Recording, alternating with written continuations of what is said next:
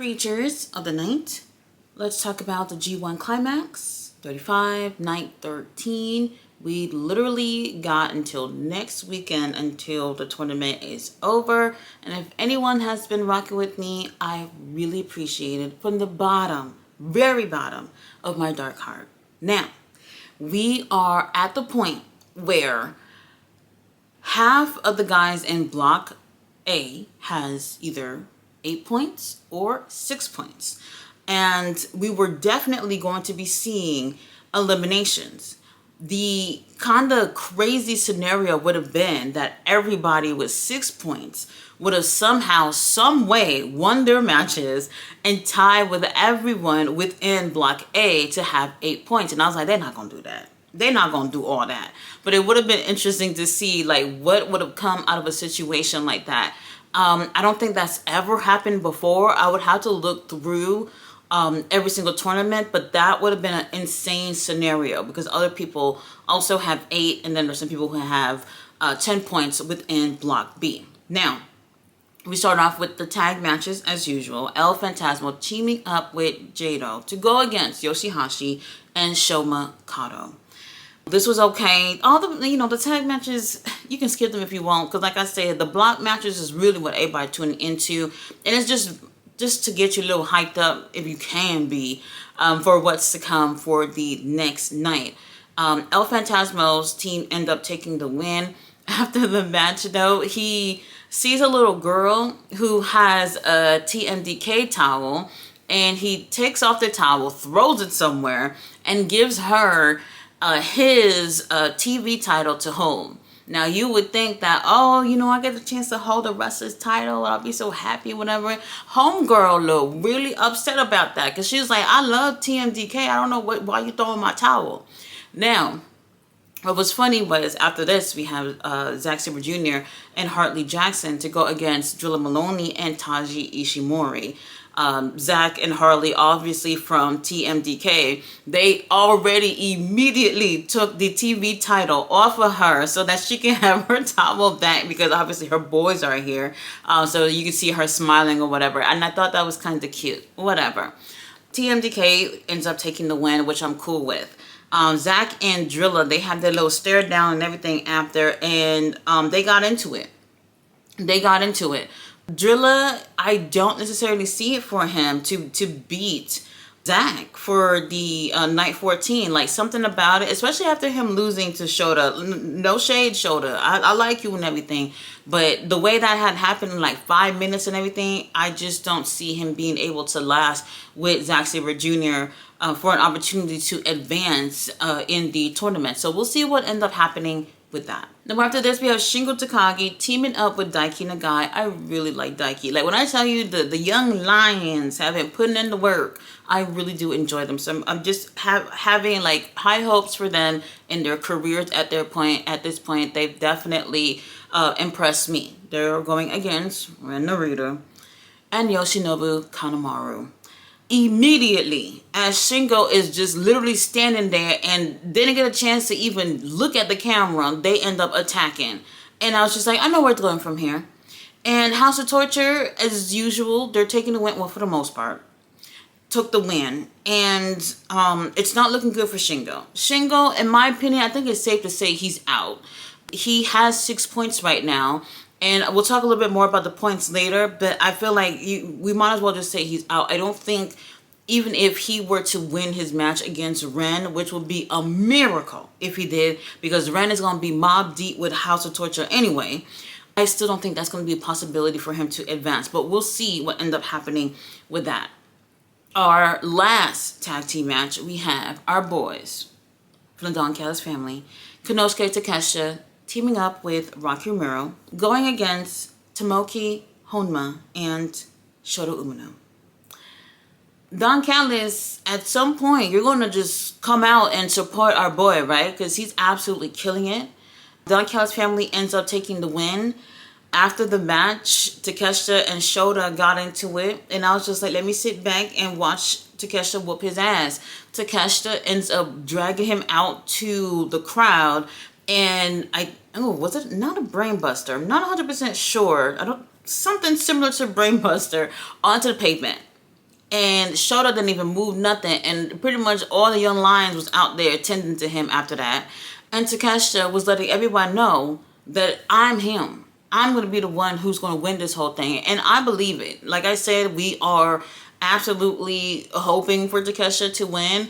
It does kind of seem possible that I don't want to say that he could, but since he does have 10 points on the board, if he can beat Shota, which he will, he'll definitely advance in the tournament. So we'll see what ends up happening with that. Now, let's talk about the Block A matches. Now, after this, we have Taichi going against Cullum Newman. Oh, Lord. Taichi he's really impressed me here. And I have just like, you know what, Takeshi don't get it like Taichi. I'm cool with it. He's been the fan favorite throughout this tournament, and unfortunately does not make it to continue in the tournament. Cullum, who's been boring me the entire time, ends up snagging 2 points and gets 8 points now. Taichi is now eliminated, confirmed to be eliminated due to this loss. I'm not happy about it. Taichi will continue to have matches until, the whole thing's over. However, he's not going to be able to advance to possibly even win the tournament. So I'm not necessarily happy about that. The fans in the crowd were really cheering for him. They were making a lot of noise for him. He's had a lot of support. And one of the reasons why I feel like people have also connected with him is because he's one of the older guys in this tournament. Maybe the oldest one in the tournament. I have to check everybody's birthdays just to make sure. But this could be maybe his last G1. We don't know how much G1s he have left. And if he could have been able to win the G1 this time around, that would have been actually pretty cool. Cullum Newman advances in the tournament. Now we have Evil going against Oleg Bolton. Oleg is just making his way to the ring and automatically they started attacking. It's literally Oleg going against not all the House of Torture. Whoever came on out there, he was going against everybody plus his opponent. And there's nothing the referee can do. Like, this is absolutely gotten so frustrating that I'm at the point where it's just like a House of Torture member might as well win the damn thing so that this whole thing could have been for something. Don Fale, big back ass, gonna fucking do a splash onto Oleg on a table. And that's what helps Evil win. I was like, what the fuck is going on? Like, I know we have a story to tell with House of Torture, but I'm just like, so nobody gonna come out and do anything? If we can't do anything about the interference, if all that is absolutely legal, why is no one coming out? I know it's frustrating, but Evil ends up taking 10 points on the board, so he's going to advance. Oleg is in trouble in terms of advancing. We got to see how points play out for Block B, and then if maybe he can get a win for his next match. Not sure how that's going to go because obviously I'm horrible at math, but I'll update you guys on that. Now, we have what I thought would have been really interesting. President Tanahashi going against Sanada. Both of them coming in with 6 points, and one of them absolutely have to win in order to advance. Sanada comes on out there with his like Adidas Temu type suit. I don't know what that was, but like I said, we're not questioning the fashions anymore. And he comes down out there and he has like leopard print spots on his hair, whatever. I don't know. It's horrible. It's horrible. And comes on out there. Believe it or not, have a match with President Tanahashi for not even 3 minutes. Not even 3 minutes. President Tanahashi wins with a small package, even after getting hit with the guitar and all that shit.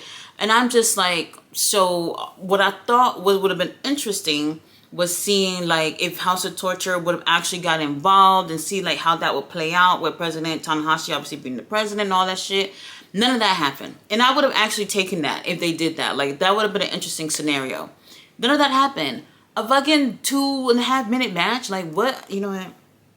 President Tanahashi now has 8 points. Now, after this, we have Yuya Uemura going against Ryohei Oiwa. They tore it up. They tore it up. And that's exactly what I thought would happen. Based off like how the crowd was feeling it, like they were enjoying the match, but I feel like more people definitely was behind Roy Hay. Like people have definitely like the support for him. You've been hearing it louder and louder throughout the competition. Both of them coming in with 8 points. It was really interesting because for me, I am like, maybe it doesn't matter either way. But Roy Hay, he's definitely have impressed me throughout the, well, both of them have actually. And I'm not going to be biased because Roy Hay little workout video came out the other day and I was feeling it. But I was secretly cheering for him a little bit more than Yuya. Yuya takes the win. I was very surprised about this. I really thought Roy Hay would win. He's safe, barely safe at this point. Still with his 8 points, but Yuya has 10. So we have another person with 10. This is definitely one of the recommended matches of the night. This match and the main event, everything else was just like, sorry we wasted your time, but we're wasting your time. So now we have our main event, a really great main event, by the way. We have our War Dogs leader, David Finley, coming in with 6 points, and Yoda Shuji coming in with 8. If David don't win, his ass is out. 100% out. And you see, like, he comes out to the ring, taking longer every single time he comes out to the ring. And you can see that confidence in him. He comes out with Gato. He see Taji Ishimori doing commentary with the Japanese commentators, dap him up, and he's like, I got this. I ain't worried about it at all. Gets in there with Yoda Tsuji, who's always smiling about everything. I think it's kind of cute. And they absolutely delivered. Yoda knows, like, I want this bitch out, so I'm really going to have to put in the work. And David knows that this is it. If I don't win this, I am out. Personally, it's been like hit or miss for me with David throughout this competition. But it didn't start off so great for him the first, few matches or whatnot. But, he's picked up a bit. David, after putting everything he had into this, ends up taking the win. And I thought that this was a great call. I feel like we needed this for the War Dogs, especially David. He's a leader. I don't know if even if he would have win everything from here, if that even matters for him to even fucking get the win. Like, he would literally possibly have to win everything and everybody would have to lose. And I don't even know if that would even help. But he ends up taking the win and he gets his little 8 points on the board. Overall, I had way too much high hopes on this. I really did, because I kept telling everybody, oh man, night 13, they're going to tear it up. It's going to be crazy. Like, I mean, I don't mind recommending. However, I was way over my head in terms of how great of a show it was going to be. Just the semi-main event and the main event, absolutely worth the watch. Everything else is just like, okay, it's just okay. Anyway, we still have quite a bit to go in terms of the tournament. We have until next Saturday to have our winner. So where are we with the points? I'll tell you. So for Block A, we have with 10 points Yuya Uemura and Evil. And then we have with 8 points Oleg Bolton, Cullum Newman, David Finley, Tanahashi, and Ryohei Oura, and Yoda Tsuji. And then we have for 6 points Sonata and Taichi. Not looking good for them. They're out.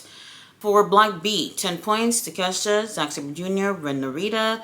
And for 8 points, we have Drilla, Great Okan, Yoshihashi, Shota Umino. And then for 6, we have El Phantasma, who's definitely out.